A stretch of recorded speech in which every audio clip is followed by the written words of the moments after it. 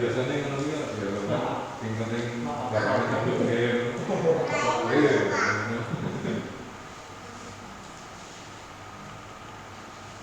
Masih ada ketemu putri ketemu yang lagi pas.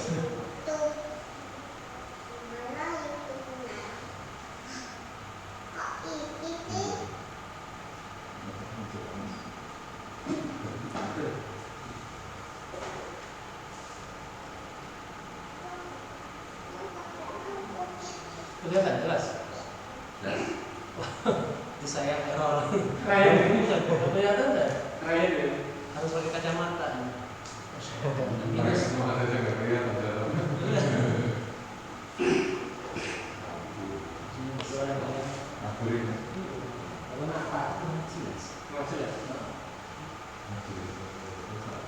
Ibu jelas nggak Bu yang di luar?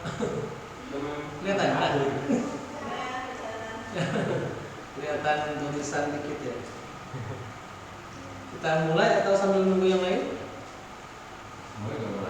Mulai aja. Iya. Baik.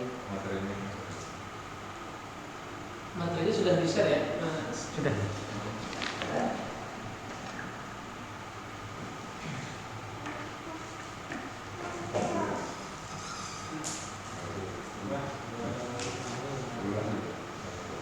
Bismillahirrahmanirrahim. Assalamualaikum warahmatullahi wabarakatuh.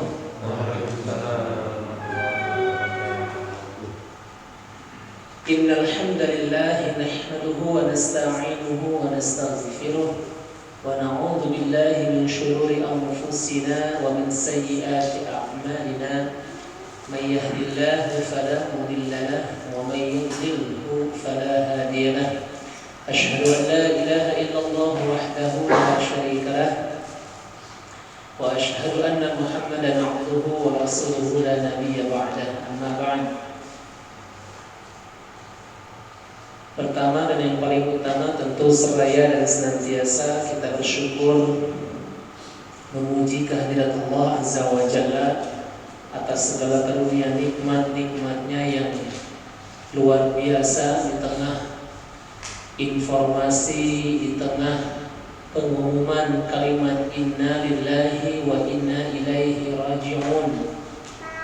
Hari demi hari yang entah mengapa silih berganti saudara, tetangga, kerabat yang telah dipanggil Allah Subhanahu wa taala, yang tentu kita berharap mendoakan semoga mereka yang terlebih dulu mendahului kita diberikan ganjaran, dinobatkan sebagai kematian, kepergian yang husnul khatimah. Dan tentu juga kita berharap semoga kita di sisa umur kita ini yang entah berapa lama lagi, kita tentu berharap sangat kita yang hadir di sini khususnya umumnya keluarga kita yang ada di rumah, kapanpun, dimanapun dan dalam kondisi apapun, ketika nanti Allah memanggil kita untuk menghadap kehadirannya, semoga kita dipanggil dalam keadaan husnul khatimah. Amin ya rabbal alamin. Salawat beserta salam semoga tercurah limpah kepada uswah hasanah kita baginda Nabi besar Muhammad sallallahu alaihi wasallam, juga kepada keluarga, para sahabat, para pengikut dan pengikut-pengikutnya yang senantiasa setia dan cinta terhadap sunnah-sunnahnya. Dan kita juga berharap semoga kita digolongkan menjadi umat beliau yang cinta setia hingga ajal menjemput kita dan memperoleh syafaatnya di yaumil qiyamah nanti. Amin ya rabbal alamin. Baik, langsung saja kita lanjutkan materi ketiga, pertemuan ketiga ya, setelah kita disekat oleh beberapa agenda yang tidak memungkinkan kita untuk bisa mengadakan kajian ini. Namun Mudah-mudahan tidak mengurangi semangat kita semuanya. Ya, kajian kita rutin ini tema besarnya adalah wisata akhirat. Jadi kemarin itu ada salah satu ataupun salah dua lah ya, jamaah dari Solo mau ke sini. Seminggu itu di sini katanya, terus minta agenda saya seminggu ini di mana saja jadwalnya. Nah, yang lebih tertarik wisata akhirat ini pengen ikut, namun qadarullah tadi pagi harus ke Solo, ada kegiatan lain dan sebagainya. Namun insya Allah mudah-mudahan di lain waktu katanya. Jadi saya hanya ingin menyampaikan salam karena ada intinya semangat dari saudara-saudara kita di luar. Pertemuan ketiga Majelis Rasulullah atau tema besarnya kajian wisata akhirat. Allah Subhanahu wa taala berfirman, A'udzu billahi minasyaitonir rajim. Bismillahirrahmanirrahim. I'lamu annama al-hayatud dunya la'ibun wa lahwun wa zinatun wa tafakhurun bainakum wa takathurun fil amwali wal aulad. Kamathali ghaythin jabal kuffar nabatuhu thumma yahiju fatarahu musfarra thumma yakunu khutama wa fil akhirati 'adzabun syadidun wa maghfiratun minallahi wa ridwan wa man hayatud dunya illa mata'ul ghurur. Jadi ayat ini harus kita frame di awal untuk mengingatkan ya bahwa sejatinya kehidupan dunia ini hanya sementara. Bahwa kehidupan dunia hanyalah permainan dan yang melalaikan, gitu ya. Wa hayatud dunya innamal hayatud dunya la'ibu wa lahun. La'ib itu permainan. Wa lahun yang melalaikan. Memang membuat kita lalai dalam mengingat Allah, saking mencintai harta. Lalai mengingat Allah karena kita terfokuskan kepada dunia dan sebagainya. Wazinatun wa tafakhurun bainakum. Perhiasan dan bermegah-megahan di antara kalian. Ini perhiasan dunia ini isinya semua perhiasan. Catatnya dunia ini semuanya isinya perhiasan. Di hadis dikatakan dunia kulluha mata'un. Dunia itu isinya semua perhiasan, dari mulai tanah. Perhiasan bukan? Perhiasan. Kemudian apalagi pohon, perhiasan. Itu ya, batu, perhiasan. Karena barang berharga.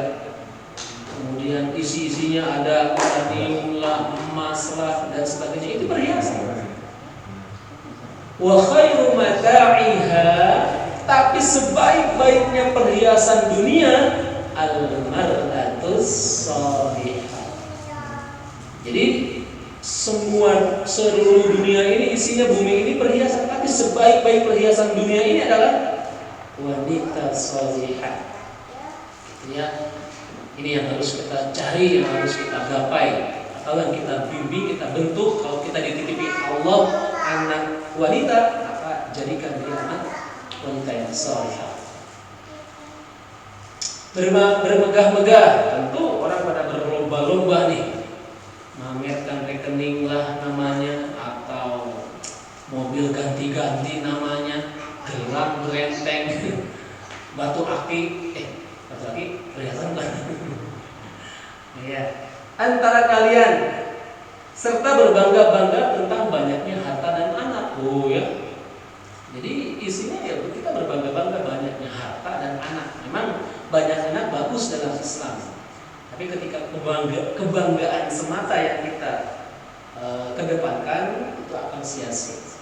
Seperti hujan, ini diibaratkan kekayaan itu seperti air hujan yang turun, yang tanaman-tanamannya mengagumkan para petani, tumbuh subur. Kemudian tanaman itu menjadi kering, nah, tiba-tiba setelah subur kering lagi. Ya, nggak lama lah ini. Dan kamu lihat warnanya kuning, kemudian menjadi hancur, dan di akhirat nanti ada azab yang keras. Dan ampunan dari Allah Azza wa Jalla serta keridhoannya. Dan kehidupan dunia ini tidak lain hanyalah kesenangan yang menipu. Makanya kalau ingin mengejar kebahagiaan dunia, rugi sebetulnya. Nikah tujuannya apa? Bahagia. Di mana? Di dunia. Keliru. Kalau bisa nikah kita itu bahagiaannya bukan hanya di dunia tapi di akhirat. Gitu ya. Kemudian beli barang, mobil, motor, perhiasan atau apapun, kalau ingin tujuannya hanya kebahagiaan dunia, maka hanya menipu kalau kebahagiaan dunia saja. Kita lanjutkan. Nah, ini gambaran yang sudah kita pernah di pertemuan awal, mengingatkan kembali perjalanan manusia, arwah, rahim, dunia, dan alam kubur.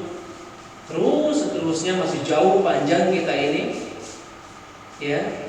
Namun kita diingatkan dengan kalimat Inna lillahi wa inna ilaihi raji'un.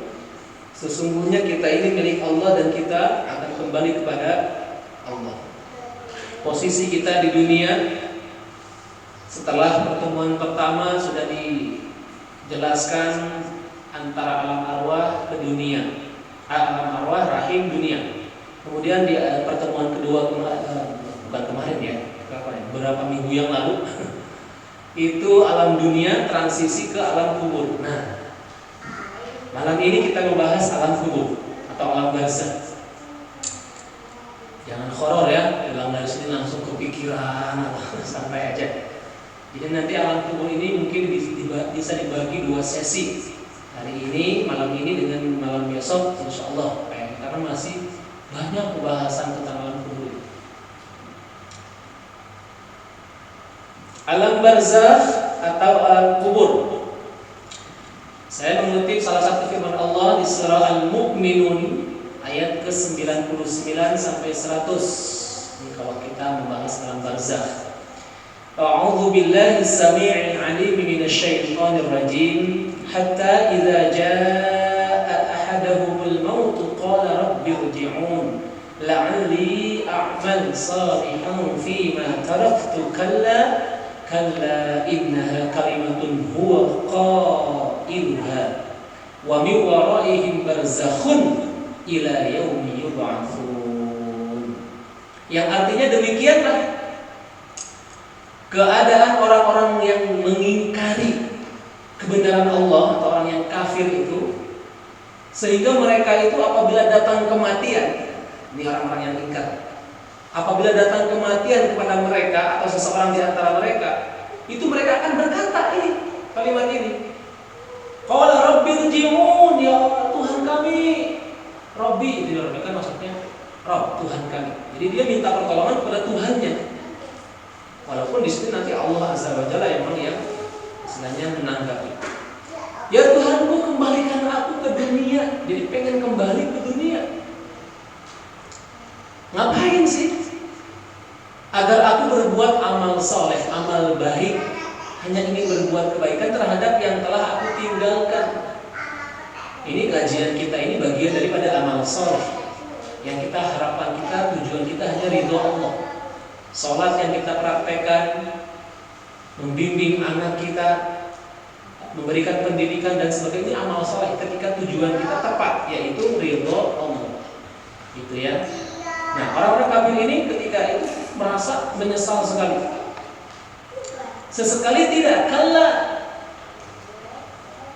Jadi langsung direspon kalla. Oh tidak, kalla itu kalau misalnya kita bahasa ringannya kita itu tidak tegas, tidak mau ya gitulah. Kalla innaha kalimatun huwa qailuha, itu hanya omongan yang gitulah, manusia itu kan bisa membar janji, betul? Siapa biasanya yang membar janji? Jangan sebut. Ya dia pokoknya lah, atau orang yang butuh pertolongan. Ya jadi hanya sungguh itu adalah perkataan yang diucapkan saja, hanya omong kosong, pengennya kembali ke dunia. Kalau sudah ke dunia, lupa. Jadi dunia ini memang menipu, karena tersanjung, terpukau, oh enak ya dunia ini. Dan di hadapan mereka ada dinding sampai hari mereka dibangkitkan. Nah dinding ini Sebagian pendapat mufassir, jadi dinding ini dikatakan sebagai kayak kalau kita tuh layar lebar. Tahu layar lebar ya? Kayak layar tancap. Itu kadang-kadang diperlihatkan neraka. Jadi di alam barzakh ini orang belum masuk neraka, surga. Alam barzakh itu alam kubur sendiri. Ada nanti di firman Allah, nanti ada lagi itu Fir'aun salah satunya nanti digambarkan, mereka itu Fir'aun dengan pengikutnya. Jadi pengikutnya Fir'aun itu bukan orang dulu. Sampai detik ini pun golongan pengikut Fir'aun ada tidak? Ada. Siapa? Nanti kita bahas. Jadi alam barzakh itu masih di alam kubur, jadi belum masuk ke akhirat. Jadi di situ orang yang maaf ya, kalau sudah dikatakan dia soleh, ahli surga, itu langsung dikatakan naumatal ush. Jadi dikatakan tidur, istirahat. Kamu istirahat aja, berbaring ya, istirahat seperti istirahat atau tidurnya pengantin, nggak kerasa. Jadi orang yang sudah digolongkan, dicap menjadi orang ahli surga, itu di depannya tuh di dinding ini, itu diperlihatkan surga. Mereka tuh senantiasa berdoa, ya Allah percepat kiamat.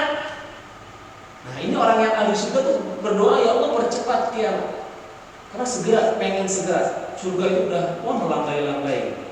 Tapi yang golongan Fir'aun, pengikutnya, orang yang ahli neraka itu dikasih dinding itu gambaran neraka maksudnya. Udah disiksa, dia pengen kembali ke dunia sebentar saja.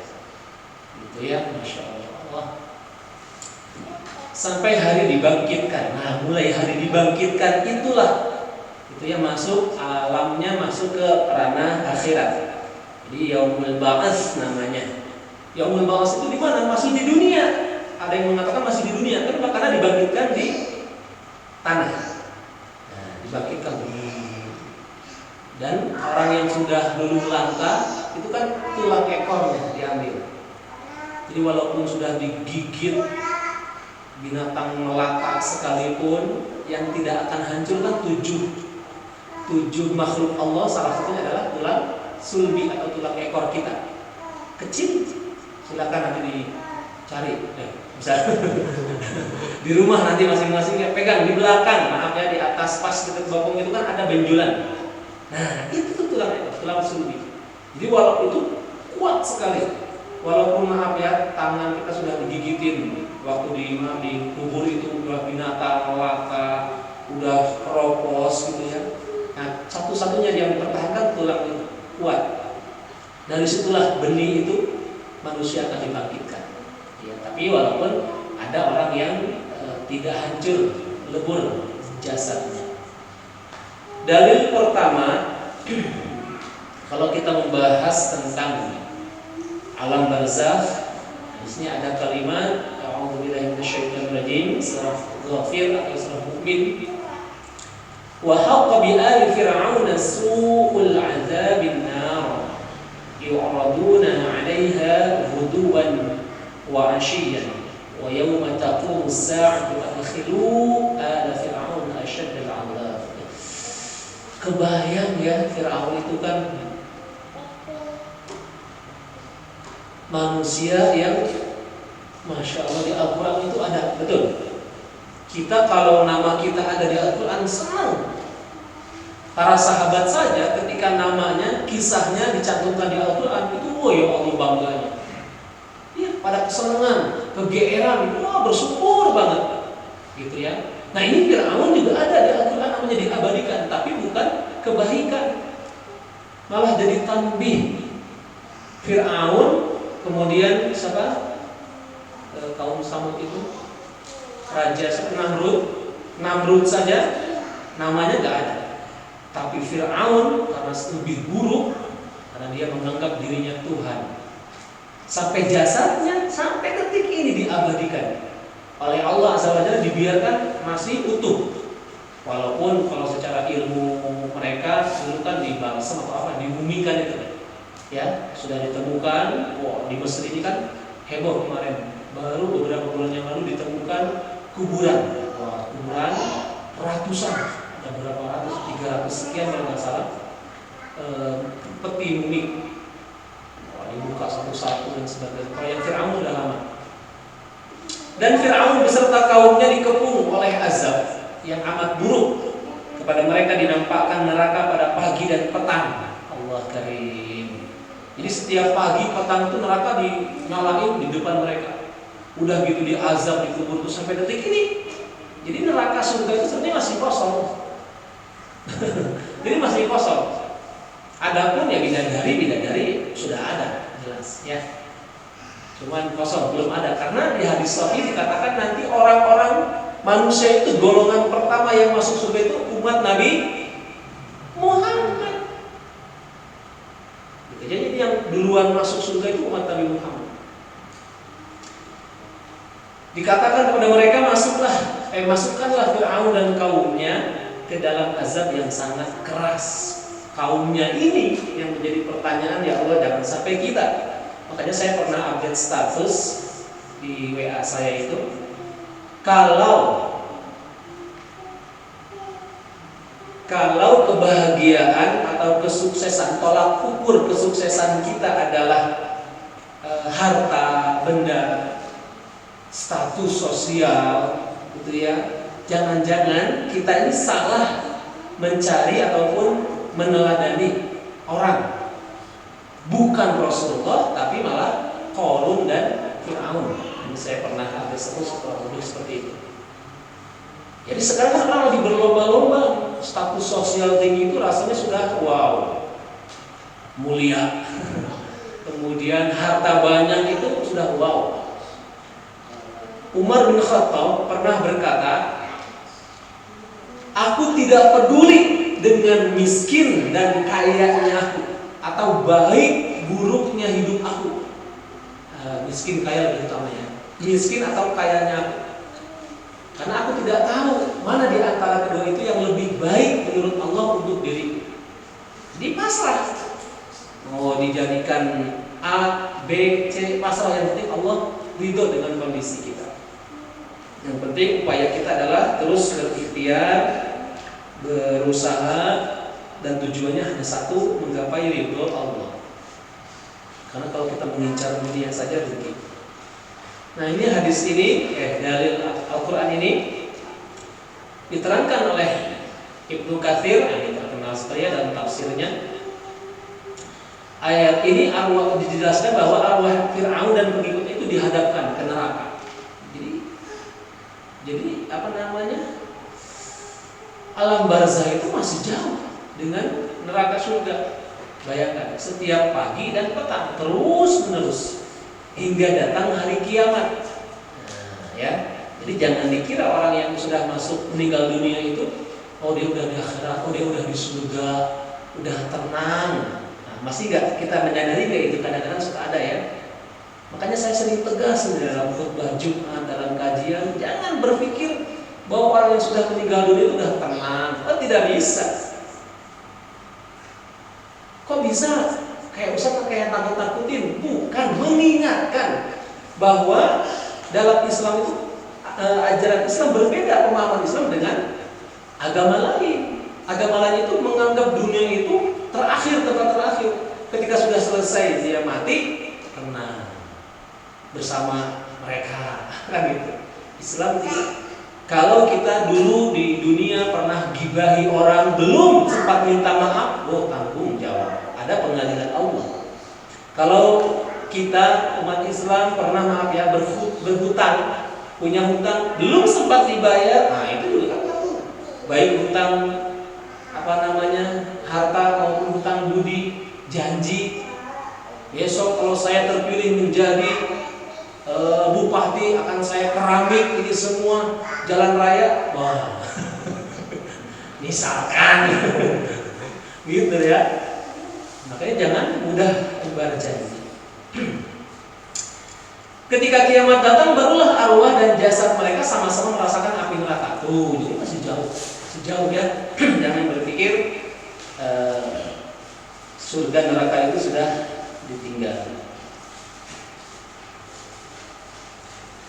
Hadis ataupun dalil kedua, surah Al-An'am ayat 93, yang artinya alangkah dahsyatnya sekiranya kamu melihat di waktu orang-orang yang zalim berada dalam tekanan-tekanan sakaratul maut. Masya Allah, alangkah dahsyatnya. Jadi kita kebayang ini, kita renungkan gimana kondisi orang-orang yang zalim itu ketika sakaratul maut.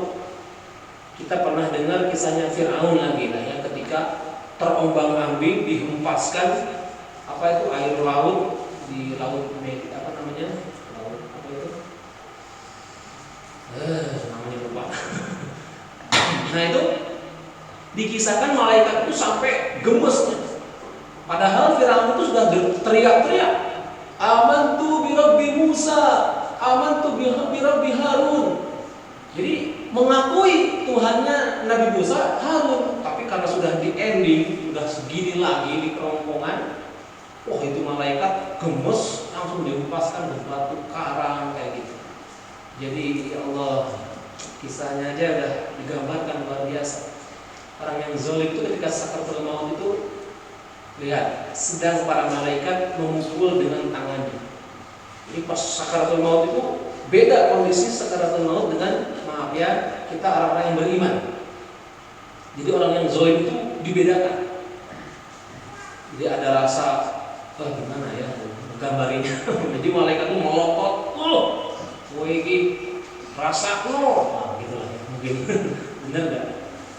Keluarkanlah nyawamu, di hari ini kamu dibalas dengan siksaan yang sangat menghinakan, karena kamu selalu mengatakan terhadap Allah perkataan yang tidak benar, dan karena kamu selalu menyombongkan diri terhadap ayat-ayatnya. Jadi sakaratul mautnya saja sudah tidak enak. Padahal kita ini sering kali berdoa ya, berharap sakaratul maut kita ini diringankan. Dan itu salah satu doa Nabi Muhammad SAW yang Allah tolak. Jadi ketika di akhir hayatnya, menjelang akhir hayatnya, Rasulullah itu berdoa, nitipkan ke malaikat Jibril, ya Jibril. Begitu sakit sakaratul maut ini. Jadi ketika itu kan malaikat Israel bertugas mencabut nyawa, itu sakit pelan-pelan. Jadi saking hati-hatinya itu kesakitan, seperti dikulitin. Kambing itu ya, kemarin kurban. Pelan-pelan padahal sambil ngambil, nahan ya Allah.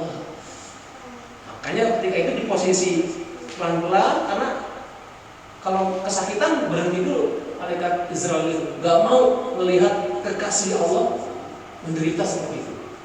Karena kan dikisahkan malaikat Israel saja sampai menyerahkan kepada Allah, ya Allah gak berani nyambut nyawa kekasihmu, engkau saja. Allah membentak, engkau menolak perintahku, melanggar perintahku. Bukan ya Allah, lakukan.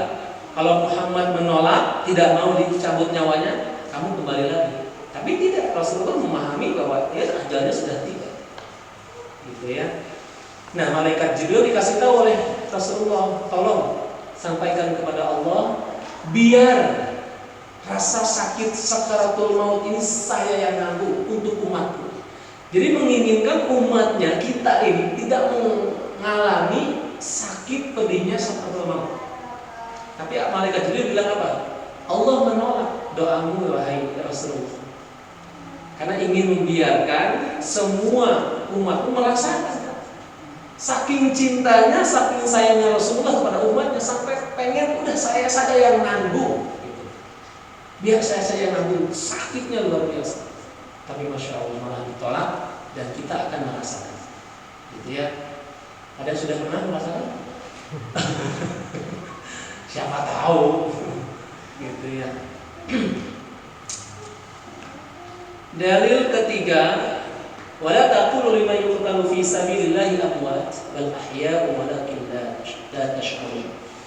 Jadi kita jangan pernah punya anggapan mengira bahwa orang-orang yang gugur di jalan Allah syahid. Nah, ini kematian yang ini yang harus kita posisikan. Jadi minimal husnul khotimah itu kan harapan endingnya. Tapi kondisinya ini, nah ini kondisinya, syahid ini berbeda. Kalau syahid itu kan banyak. Husnul khotimah itu hanya bingkai kematian. Paham nggak? Bingkai kematian husnul khotimah atau su'ul khotimah itu namanya. Tapi kondisi syahid, nah syahid ini banyak. Syahid ini jalannya. Ada yang syahid ketika membela agama Allah. Ada yang itu yang paling tinggi derajat syahid. Ada yang syahid ketika ibu-ibu melahirkan. Proses melahirkan itu kan berjuang, itu syahid. Ketika sudah melahirkan meninggal, atau meninggal dua-duanya, atau ketika meninggal dalam kondisi hamil, itu syahid.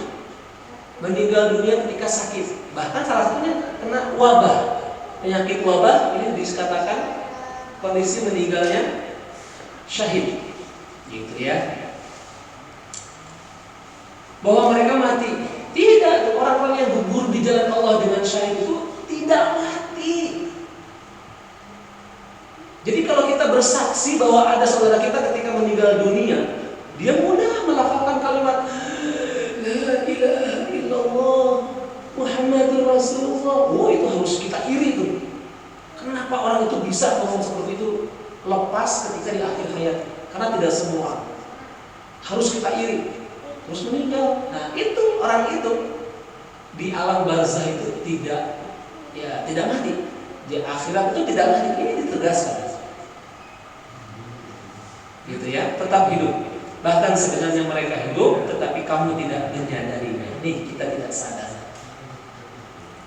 Walaupun kita kan orientasinya dunia, sehingga menganggap dia sudah tidak ada, kita rindu, kita kangen, susah.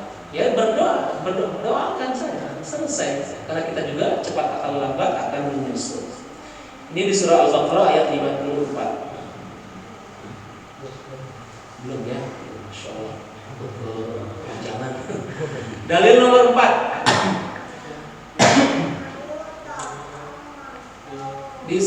Ini hadis. Hadis Nabi Sallallahu Alaihi Wasallam. Laula alla tadafanu la da'utu Allah azza wa jalla ay yusmi'akum min 'adzabil qabri ma asma'. Jadi seandainya kalian tidak akan saling menguburkan, di Rasulullah pernah memberitahu, ini hadis dari Imam Malik, Anas bin Malik. Seandainya kalian tidak saling menguburkan, jadi tidak ada proses untuk menguburkan, tidak ada tanggung jawab kita untuk saling menguburkan.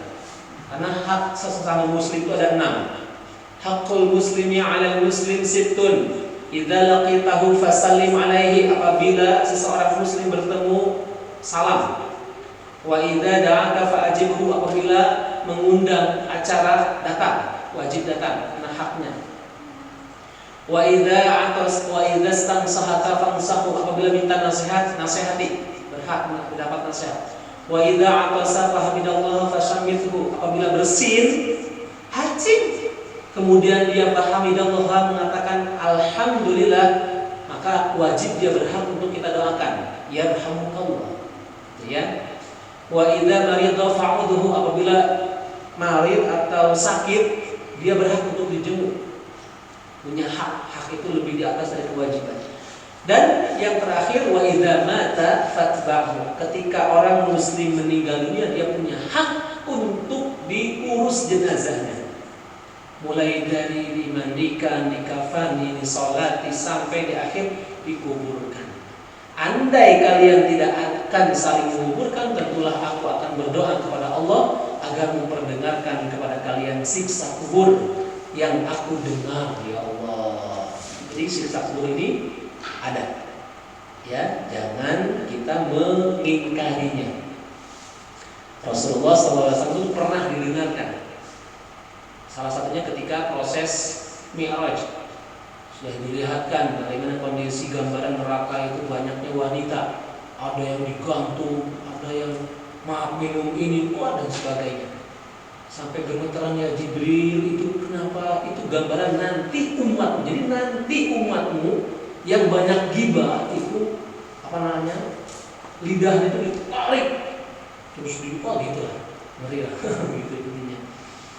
Dan sebagainya. Tapi surga itu Rasulullah nggak terlalu cuman digambarkan. Rasulullah itu mengatakan pada dalam hadis riwayat Muslim, surga itu belum pernah dilihat oleh mata manusia, belum pernah tercium wanginya, harumnya oleh manusia di dunia, belum pernah terdengar suara indahnya di dunia. Jadi tidak ada tandingan. Hadis riwayat Muslim nomor sekian, Ahmad nomor sekian. Dalil kelima. Hadis dari Aisyah radhiyallahu taala anha, ini istri baginda Nabi. Beliau berkata, suatu ketika ada dua orang tua dari kalangan Yahudi di Madinah. Jadi kalau di zaman Rasul itu ada orang Yahudi itu masih taat, Yahudi taat kepada Taurat atau Nabi Musa, gitu ya. Datang kepadaku, mereka berdua berkata kepadaku bahwa orang yang sudah mati diazab di dalam kubur mereka. Jadi dua orang Yahudi ini berkata kepada Aisyah, istri baginda Rasul. Kemudian Aisyah mengingkarinya, jadi nggak percaya. Aisyah istri Nabi tidak percaya ada alam kubur, jadi mengingkarinya perkataan orang Yahudi itu. Kemudian mereka berdua keluar. Setelah itu keluar, lalu Nabi SAW datang menemui. Nggak lama, ketika dua orang Yahudi itu pulang, maksudnya keluar dari rumahnya, mendekati rumahnya menjauh, Rasulullah datang menemui. Maka aku pun menceritakan kepada beliau. Jadi kejadian tadi, pertemuan dengan Yahudi ini, Aisyah bercerita kepada baginda Rasul suaminya. Beliau pun bersabda, langsung Nabi bersabda, mereka berdua benar. Malah Rasulullah membenarkan, mereka berdua itu benar, bahwa orang yang sudah mati ada proses atau alam kuburnya, disiksa, ada azab. Orang yang sudah mati akan diazab, dan semua binatang ternak dapat mendengar suara azab tersebut. Walaupun ini hadis ini kan dikatakan semua binatang ternak, tapi di hadis lain ada lebih mengerucut, lebih spesifik lagi, bahwa yang bisa mendengar azab kubur hanya satu kuda atau keledai, kemudian ayam, ya, unta bisa. Makanya jangan heran kalau ada ayam di makam lari-lari, nah itu tanda-tanda. Ya, pertanda mah di situ ada sedang diazab. Kalau kuda meringkik, dia dekat ada makam. Karena pernah ada kisah Nabi ketika lagi jalan-jalan, salah satu keledai atau kuda sahabat itu loncat-loncat atau meringkik. Para sahabat heran, kenapa ini ya Rasul? Ketika itu, padahal nggak kelihatan ada makam di situ. Karena kan di Arab Saudi atau di tanah Arab itu kan makam itu tidak seperti kita menggunung ya. Jadi hanya datar gitu saja dan tidak pakai tulisan namanya. Misalkan Angelica binti Wagiman, misalkan. Jadi nggak pakai. Ketika itu Rasulullah bertanya, wahai para sahabat, ada yang tahu tidak? Ini kuburan siapa? Mana ya Rasul? Nggak ada kuburan nih. Ini di bawah dekat pohon ini ada makam, ada jenazah yang mana dia lagi disiksa. Kaget para sahabat. Masya Allah. Dia hanya mendoakan saja dan memberitahu bahwa siksa kubur ada. Nah ini harus kita imani, harus kita yakini. Makanya kita ketika melakukan apa-apa pun berpikir orientasinya, oh ini piye, sesok piye, gitu ya. Jangan sampai lepas kontrol. Dan aku pun melihat beliau senantiasa berlindung dari azab kubur setiap selesai sholat. Ini hadis Bukhari. Jadi ini penguat ketika habis sholat di tahiyat terakhir. Ini harus kita dawamkan. Pada baca enggak? Fil alamina innaka hamidum majid. Tahiyat. Apa langsung salam? Assalamualaikum warahmatullah. Kalau bisa jangan. Ada doanya. Kalau saya sering yang pakai yang dari Abu Bakar. Allahumma inni a'udzubika min adzabil qabri wa min adzabin nar. Wa min syarri fitnatil mahya wal mamat wa min syarri fitnatil masiihid dajjal. Assalamualaikum. Ini didawamkan. Rasulullah itu berlindung. Beliau saja orang yang sudah kemuliaannya sudah tiada tanding pasti. Sudah divonis menjadi ahli surga jelas. Bahkan diberikan otoritas syafaat kepada umatnya. Betul. Tapi per hari saja beliau istighfar minimal 100. Di riwayat Muslim, di riwayat Bukhari 70 istighfar. mohon ampun. Kemudian ini memohon azab kubur atau fitnah dajjal, itu kan ngeri sekali. Apalagi kita. Makanya sholat itu jangan sebatas kita menggugurkan kewajiban saja. Makanya ketika habis sholat itu kan assalamualaikum warahmatullahi wabarakatuh. Assalamualaikum warahmatullahi wabarakatuh. Kalimat yang kita ucapkan apa? Astagfirullah. Malah minta ampun, mohon ampun, bukan alhamdulillahirabbil alamin. Selesai. Bukan alhamdulillah. Para ulama tidak ada yang sepakat tentang setelah sholat itu alhamdulillahirabbil alamin, tapi istighfar astagfirullah. Padahal habis sholat. Ya. Riwayat Bukhari nomor 6005. Dalil nomor 6. Dalil ke-6. Rasulullah SAW bersabda yang artinya jika seorang mukmin telah didudukkan di dalam kuburnya, didudukan itu yang dibaringkan, ia kemudian didatangi oleh dua malaikat lalu bertanya kepadanya. Jadi malaikat itu datang bertanya, yang Munkar Nakir, ya. Maka dia akan menjawab dengan mengucapkan la ilaha illallah wa anna Muhammadar Rasulullah. Itulah yang dimaksud al-qaulus sabit dalam firman Allah Ta'ala yang artinya, yang bacanya yusabbitullahu allazina amanu bil qaulis sabit. Allah meneguhkan orang-orang yang beriman dengan qaulus sabit di dalam surah Ibrahim, ya. Jadi nanti yang beriman itu mengawali pertanyaan itu dengan kalimat ini, syahadat. Makanya kita harus fasih ini baca syahadat. Beda enggak, yo? Asyhadu an la ilaha illallah dengan ashadu alla. Ashadu atau asyhadu? Nah, pakai syin. Asyhadu an la ilaha illallah. Nah, jangan ashadu alla. Nanti kebiasaan. Makanya kan berubah artinya. Dibiasakan ketika kalimat syahadat, wirid, alhamdulillah, alhamdulillah, alhamdulillah, alhamdulillah, pakai h yang tipis. Jangan alhamdulillah, alhamdulillah, alhamdulillah. H-nya besar. Nanti keliru. Nah, ini kita harus biasakan, gitu ya. Bahkan lafaz Allah saja ada masih yang keliru. Pakai h-nya h kecil, tipis. Allah, subhanallah. Padahal keliru. Yang betul subhanallah, Allah, ya. Hadis ini dari riwayat Bukhari nomor 1369, Muslim nomor 7398.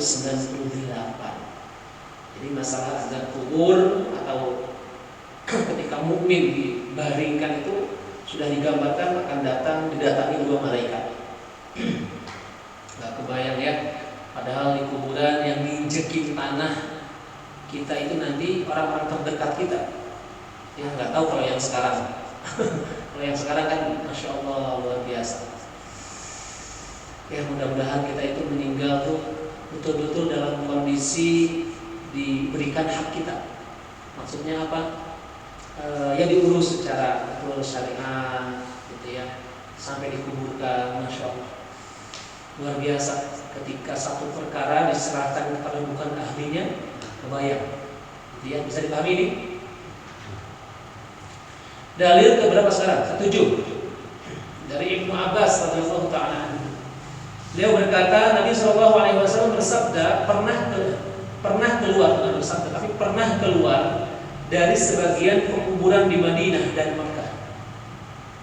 Jadi pernah keluar dari kalau di sini itu apa namanya, astana, Pak, ya. Astana atau tempat perkuburan. Lalu beliau mendengar suara dua orang manusia yang sedang diazab di kuburnya. Beliau bersabda, keduanya sedang diazab. Tidaklah keduanya diazab karena dosa besar menurut mereka berdua. Lalu Nabi SAW bersabda, padahal itu merupakan dosa besar. Salah satu di antara keduanya diazab karena tidak membersihkan bekas kencingnya. Ini saya sering kali ini, ya. Jadi golongan manusia, terutama Hawa, wanita itu banyak penghuni surga, penghuni neraka, banyak golongan wanita. Kenapa? Gara-garanya aurat.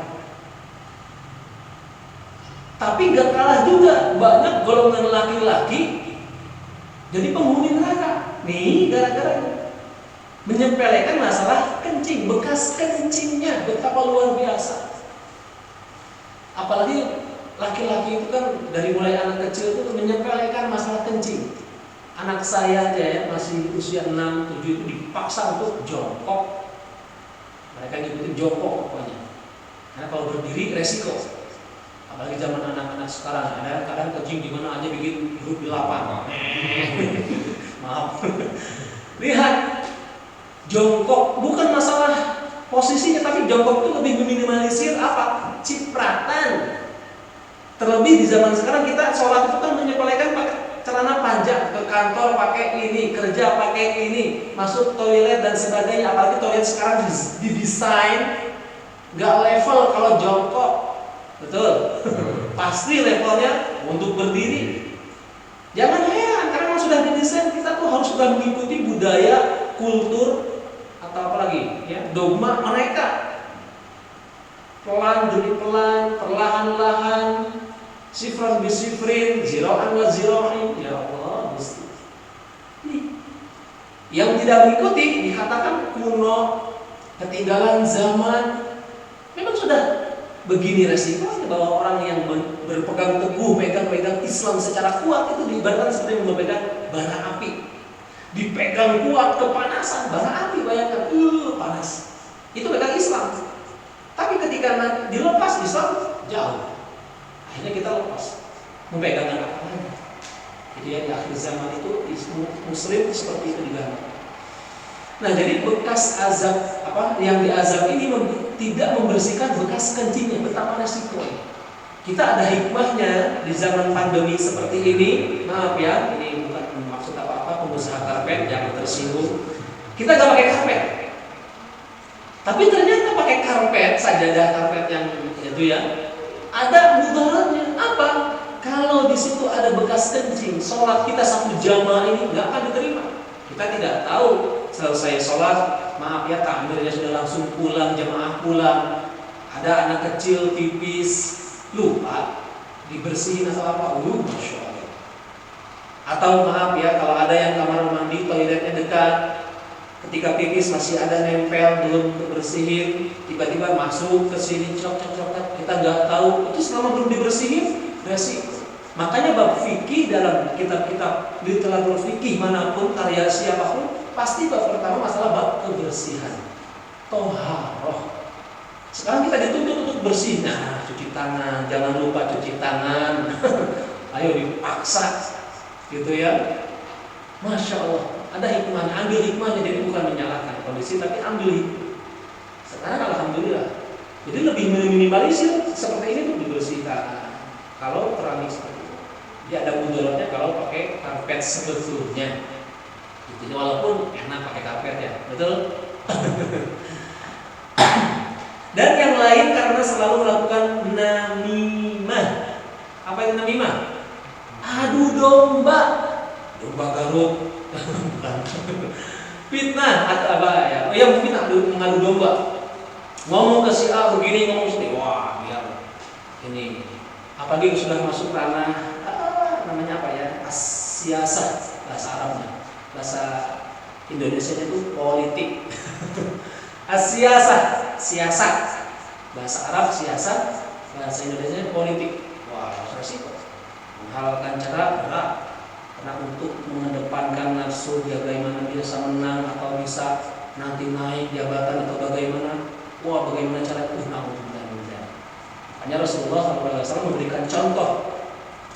Politik bukan satu hal yang kotor, yang nista. Rasulullah pun berpolitik, ya, memberikan ajaran berpolitik bagaimana di masjid beliau menyusun strategi perang, berpolitik, cara untuk memilih dan sebagainya. Dengan musyawarah, mengedepankan nilai-nilai yang lebih utama, yaitu menggapai ridho Allah, bukan hanya untuk mengedepankan nafsu. Saya senang, saya dapat, keluarga saya hidupnya makmur, bukan itu. Makanya para sahabat itu langsung sudah tertanam ketakutan ketika sudah dipilih jadi pemimpin. Mereka itu bukan langsung bangga, malah takutnya luar biasa, ya. Nah ini di dua dosa ini yang ketika itu Rasulullah menemukan bahwa ada diazab gara-gara air pipis dan sering namimah, adu domba. Ya Allah, Gusti. Hadis riwayat Bukhari 6055, Muslim nomor 703. Dalil ke-8. Nah, dikit lagi. Satu lagi lah. Ini dari perkataan Utsman bin Affan. Di situ kayaknya tidak ada di materi itu ya. Dari Utsman bin Affan berkata, yang artinya aku mendengar Rasulullah SAW bersabda, alam kubur adalah awal perjalanan akhirat. Oh, ya. Jadi dibedakan. Jadi jangan kita menganggap akhirat atau alam kubur itu bagian atau sudah sama akhirat. Tapi awal. Alam kubur itu awal perjalanan akhirat. Awal, baru awal. Barang siapa yang berhasil di alam kubur, maka setelahnya lebih mudah. Wah, baik. Jadi barang siapa yang berhasil ketika itu melewati alam kubur, maka insya Allah dia akan selamat ke depannya, lebih mudah. Barang siapa yang tidak berhasil, maka setelahnya lebih berat. Utsman radhiyallahu ta'ala berkata, aku tidak pernah memandang sesuatu yang lebih mengerikan dari kuburan. Jadi Utsman yang diberikan kebahagiaan atau kelebihan harta saja sampai detik ini, Pak. Sampai hari ini hotel Utsman bin Affan itu bertengger di Madinah. Sampai detik ini. Itu bukan hanya sebatas nama seperti kita pesantren Umar bin Khattab di Indonesia ada, pesantren Zaid bin Sabit, bukan. Itu hanya mendongkreng nama. Tapi ini benar-benar punya Utsman bin Affan. Dari mulai dulu Utsman itu punya kekayaan. Apalagi ada air sumur yang dulunya punya orang Yahudi. Itu di Madinah itu orang susah kedapatan air. Yang punya sumur ini orang Yahudi, bakhil, gak mau berbagi. Akhirnya Rasulullah bersabda, siapa yang bisa membeli air sumur ini, ganjarannya di surga. Karena salah satu sedekah yang paling utama adalah air. Karena air sumber kehidupan manusia, salah satu sumber kehidupan. Akhirnya Utsman yang beli itu sumur dan digratiskan untuk semua kaum muslimin dan siapa. Masya Allah. Sampai detik ini sudah mengalir. Tapi orang sekelas Utsman bin Affan radhiyallahu anhu berkata, aku tidak pernah memandang, menatap sesuatu yang lebih mengerikan, ya, daripada kuburan. Jadi Utsman itu sudah wanti-wanti khawatir melihat kuburan. Karena Utsman itu lemah, orangnya itu slow profil. Nah, gitulah ya. Beda dengan Umar bin Khattab. Garang, mau gimana sih orangnya gitu ya, tegas. Sampai-sampai Umar itu kalau ketemu setan yang lari. Jadi setan ketemu Umar, setan lari terbirit-birit, ketakutan. Beda dengan kita. Kita ketemu setan, siapa yang lari? Kucing-kucingan. Jadi ketakutan. Jadi setan nggak jadi mau menggoda Umar. Dan Umar itu pernah dikasih tahu oleh Rasulullah, para sahabat dikasih tahu, wahai sahabat, kalian tahu nggak? Umar bin Khattab ini sudah ditunggu, dirindukan oleh bidadari. Masya Allah. Itu kalau istrinya nggak dengar gimana? Halo, cemburu? Tidak. Orang-orang beriman dulu udah paham bahwa proses ataupun hubungan suami istri hanya sementara. Nah, kita jangan menganggap, makanya kita nih kadang-kadang masih ada keliru bahwa suami istri itu adalah wah, udah selesai. Tidak, padahal hanya, maaf ya, kita sebagai laki-laki itu seperti dititipkan oleh mertua. Saya nitip anak saya perempuan ini ya, tolong bimbing. Saya punya tujuan ke surga, tolong bimbing sama kamu. Makanya istri itu kalau sudah dinikahi oleh seseorang pria, dia langsung sudah taat kepada suaminya. Orang tuanya udah kalah. Sehebat apapun. Makanya ada kisah ibunya saja. Ibu kan level ibu tinggi daripada ayah. Itu ketika sampai wafat belum menjenguk karena si istri ini taat kepada suaminya ketika suaminya berpesan jangan keluar rumah sebelum aku pulang. Allahu Akbar. Nah, kita jangan lagi punya anggapan seolah-olah wah nanti kita bareng-bareng. Belum tentu. Di akhirat itu nanti ada suami istri saling tuduh-tuduhan. Gara-gara dia, wow, ribut. Ya benar, demi Allah. Makanya dicontohkan dalam firman Allah surah At-Tahrim, ya, dijelaskan di ayat-ayat terakhir dari ayat 10 sampai sekian. Di ayat terakhir itu digambarkan, dicontohkan wanita-wanita yang musyrik, wanita kafir. Siapa? Istrinya Nabi Nuh dan Nabi Lut. Walaupun dalam genggaman, dalam penguasaan atau dalam bimbingan sekelas Nabi sekalipun, nggak ada jaminan. Justru malah jadi musuhnya di akhirat.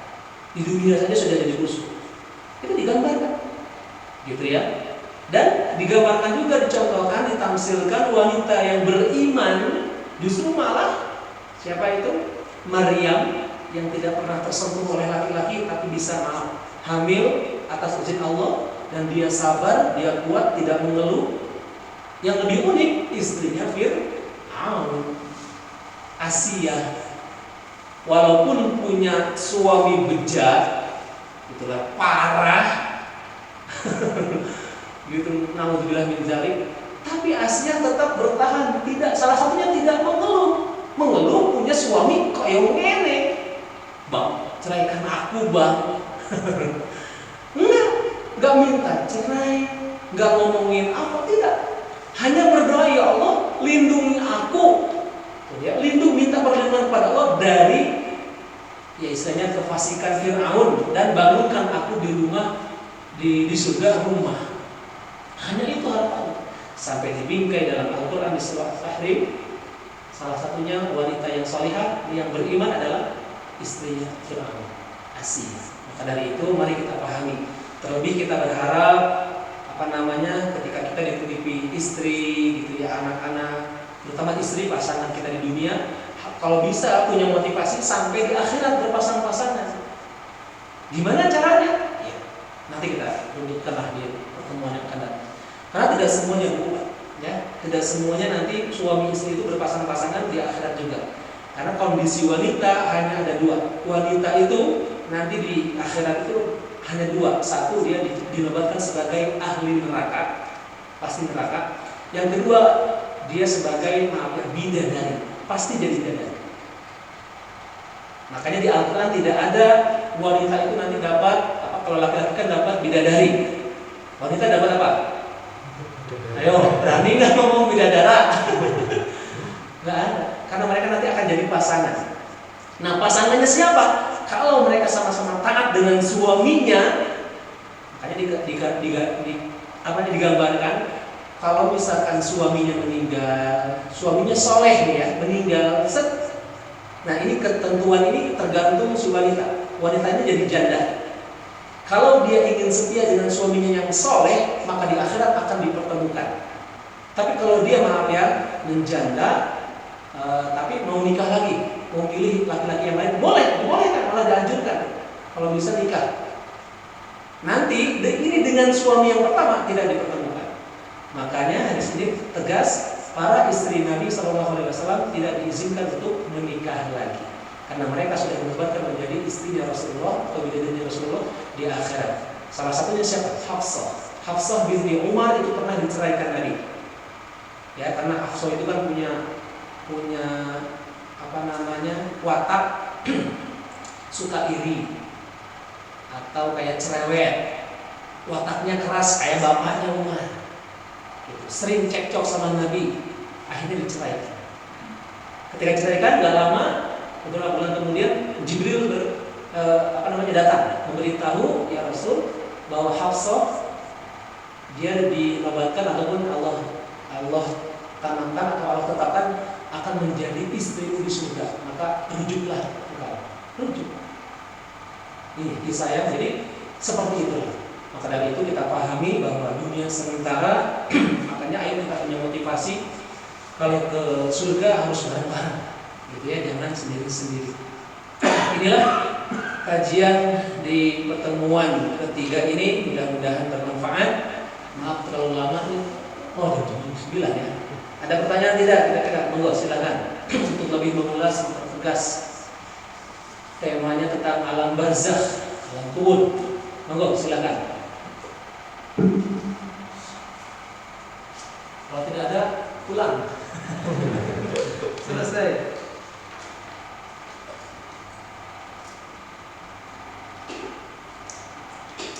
Nggak harus sesuai tema, nggak apa-apa. Misalkan ketika di dunia gambarannya untuk bekal ke sana, monggo silakan. Ini udah diumumkan tapi ya untuk agenda kita ini sudah diumumkan. Tidak apa-apa. Ada kira-kira apa nih misalkan yang membuat kita masih ragu-ragu tentang sedekah, tentang bagaimana beramal ketika sudah tidak ada orang yang kita cintai dan sebagainya, mungkin yang masih kita ragu-ragu, monggo, atau mempertanyakan yang ada di materi. Alhamdulillah ya, baru 3 pertemuan sudah dapat TV ya. Alhamdulillah.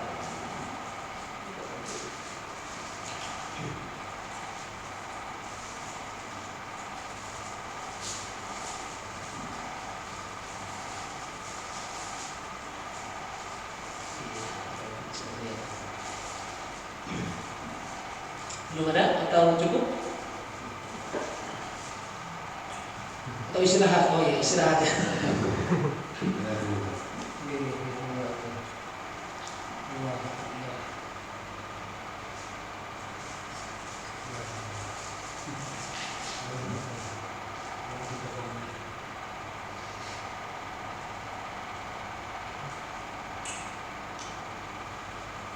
Kemarin itu sempat berapa minggu kita kosong? 3 ya?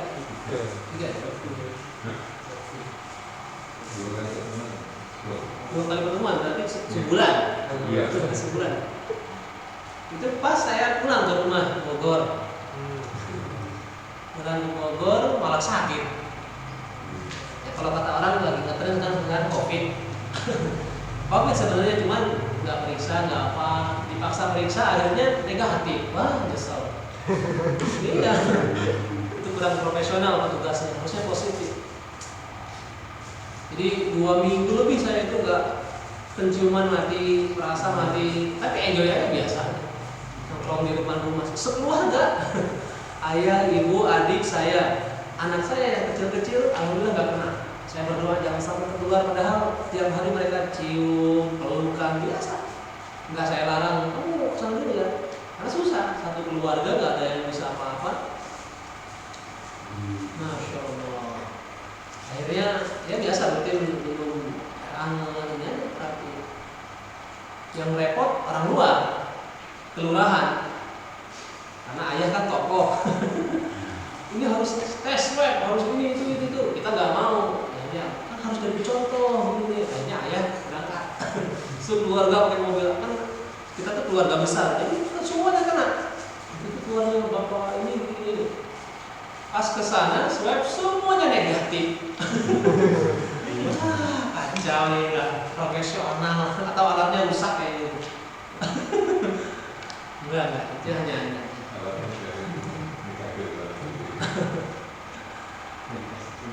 Karena sekarang positif itu lagi apa ya? Positif itu kayaknya jelek. Dan dulu kan nih, alhamdulillah istri saya positif. Alhamdulillah, corona, astagfirullah. Ya insya Allah kita tetap dalam kondisi yang aman, tentram, sehat-sehat. Halo Pak, Ibu ada mungkin? Mas Rahim, silakan. Assalamualaikum warahmatullahi wabarakatuh. Waalaikumsalam warahmatullahi wabarakatuh.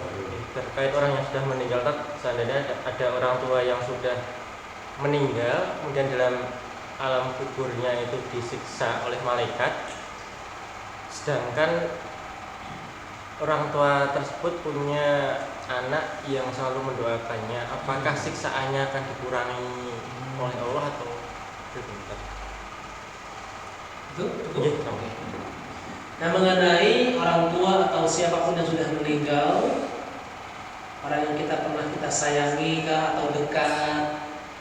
Terus doa kita apakah bisa mengurangi azab atau tidak? Dikatakan bisa. Ya, kalau doa jelas pasti bisa. Ketika doanya anak yang soleh atau anak kita sendiri. Jadi kalau misalkan maaf nih ya, kita suami istri, itu derajat doanya tidak sekuat anak. Ini harus kita pahami. Suami istri, gitu ya. Ketika istrinya duluan meninggal atau suaminya, itu tidak sehebat doanya anaknya langsung.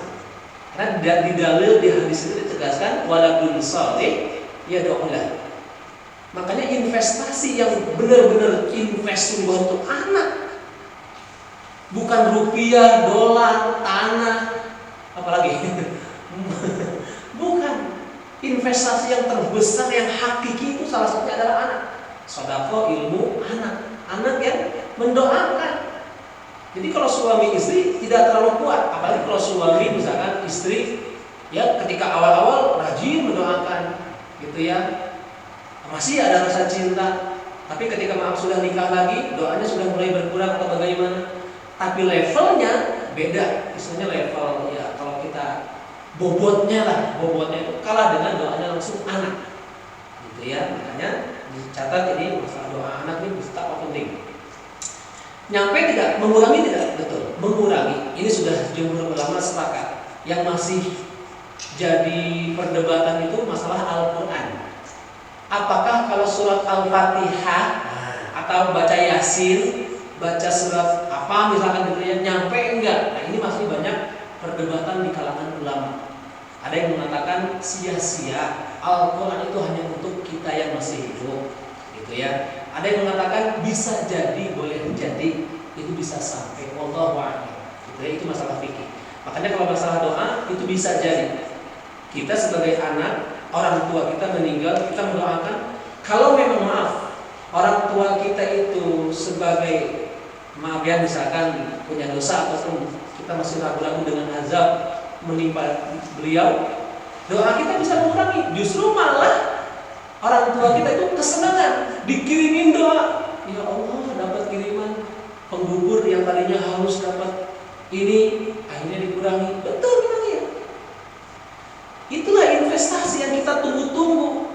Ketika kita sudah wafat meninggalkan dunia, kita belum ngajarin anak, itu nyesalnya luar biasa. Makanya di hadis sahih riwayat Ahmad dikatakan orang muflis, kata Rasulullah itu ya wahai sahabat, atadruna man yang muflis? Kalian tahu nggak siapa orang yang muflis atau orang yang apa namanya itu? Apa namanya? Rugi. Bangkrut, rugi atau bangkrut. Para sahabat semuanya kompak. Orang yang rugi atau bangkrut yang ketika dia berdagang tidak dapat untung, atau ketika ini dia kena tipu dan sebagainya, itu rugi. Hampir mirip jawabannya. Tapi Rasulullah tersenyum dan menjawab, bukan itu. Dalam Islam, orang yang rugi itu yang dulunya di dunia dia punya anak atau punya banyak anak, tapi satu pun anaknya tidak memiliki manfaat, tidak bisa mendoakan dia ketika dia sudah gugur ataupun meninggalkan dunia. Allah karim. Jadi orang yang rugi itu. Makanya jangan sampai kita terlena mendidik anak itu pengen biar pinter, sukses, dibanggain, dipuji, dapat predikat, juara. Oh mimpi, semua mimpi. Mimpinya duniawi, rugi. Ketika kita tidak mengarahkan anak untuk latihan berdoa, akhlaknya, baktinya, cintanya kepada Allah dan Rasulnya lebih utama daripada kepada orang tuanya. Ini penting. Nah, kekeliruan di zaman sekarang, orang tua mendidik anak prestasi-prestasi yang lebih menjurus kepada dunia.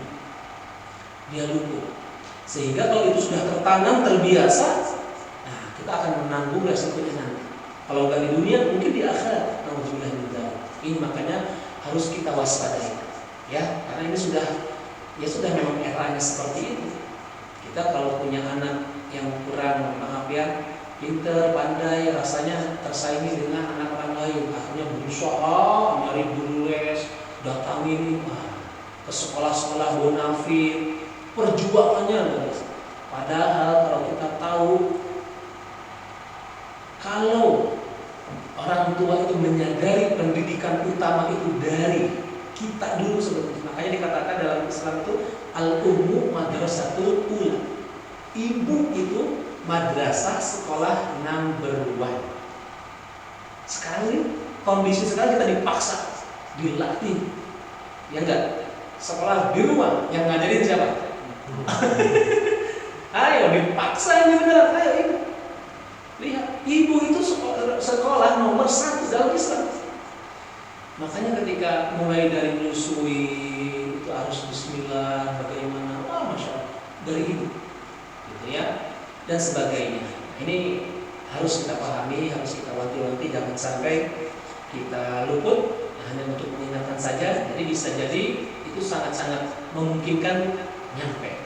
Makanya belajar untuk berdoa. Yang kita tahu kan Allahumma gfirli wali walidayya warhamhuma kama rabbayani shaghira. Itu kalau yang kita pahami, atau kalau kurang mengena pakai bahasa Indonesia enggak apa-apa. Ya Allah, ampuni kesalahan dan sebagainya, sampai nangis boleh. Seperti itu. Yang lain kira-kira masih ada? Jadi dipertanyakan? Cukup nggih? Insyaallah kita akan ulas atau kembali ketemu di minggu yang akan datang. Berarti ini minggu depan atau minggu yang akan datang?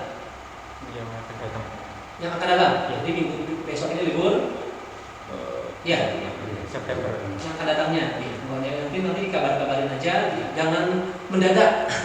Kalau dadakan saya nyari materi kadang satu-satu gitu. Jadi hari ini bikin materi buat kajian di sini, buat besok di sini, khotib Jumat dan sebagainya, kadang-kadang nggak kekejar. Baik, terima kasih. Mari kita akhiri pertemuan kita pada malam hari ini dengan membaca hamdalah dan doa kafaratul majlis.